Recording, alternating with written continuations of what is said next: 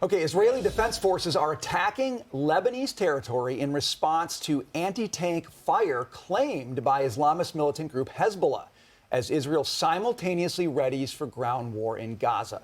Joining us now is Israeli Defense and Security Forum founder and IDF Reserve Brigadier General Amir Avivi. Sir, thank you for being with us.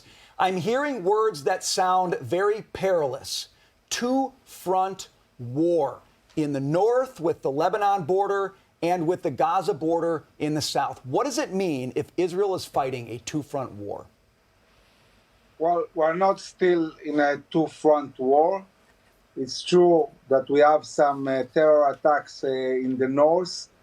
At the moment, the IDF is in full readiness. We have mobilized 300,000 reservists. This is the biggest draft Israel has ever had. On Saturday morning, when the massacre of Hamas terrorists started, we understood that we are experiencing something completely different, and we declared a state of war. We haven't declared war since the Yom Kippur War, and I can say that this war is much more devastating and terrible than even the Yom Kippur War.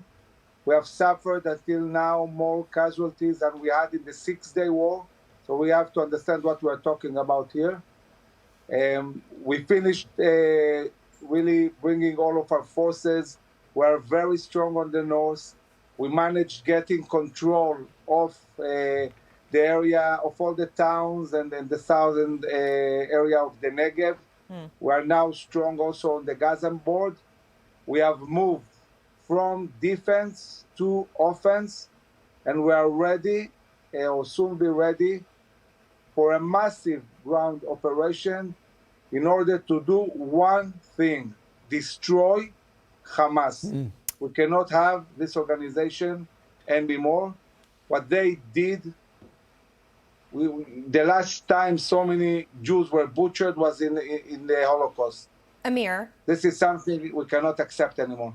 Amir, can I ask you how it plays out procedurally? Because the hostages that are held captive in the Gaza Strip right now certainly are going to complicate things procedurally. It's been reported that U.S. forces are on the ground and trying to help out with respect to, trying to rescue some of these people that have been detained.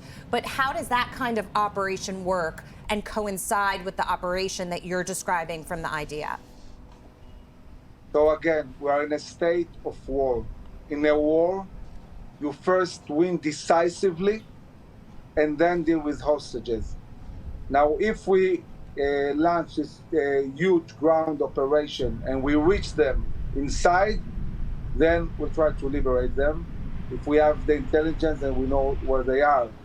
But we're not mixing the two issues. Now we're dealing with one thing: victory, being victorious and destroying this vicious enemy and making sure they will never rule again the Gaza Strip. And this is crucial for Israel, but I must say this is also important for the Palestinians. They are ruled by a very, very evil and harsh organization that is making the lives of all Palestinians really miserable. As to the US, I think that what is unique about this war, it's not just a local war. This is a global war. This is a war against the West. This is a war that Iran initiated in order to prevent from the US to build an alliance between the West, Israel, and the Sunni world against the aggressive expansion of Russia, Iran, backed up by the Chinese economy.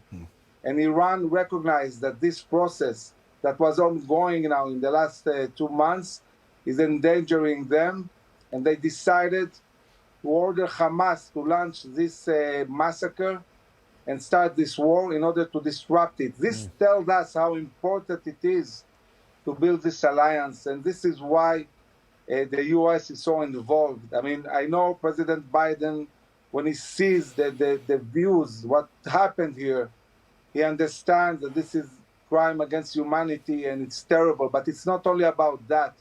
It's about the fact that there is an attempt to stop crucial American interests, and America is willing to fight also for its interests and bring warships and pose a threat on Iran and Hezbollah, to tell them, don't intervene.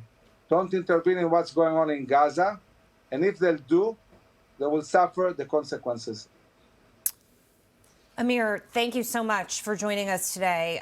Your insight is crucial. All the experts who are helping us break this down as we brace for what's to come in the coming days. We are praying for everybody in Israel. Thank you. Thank you very much.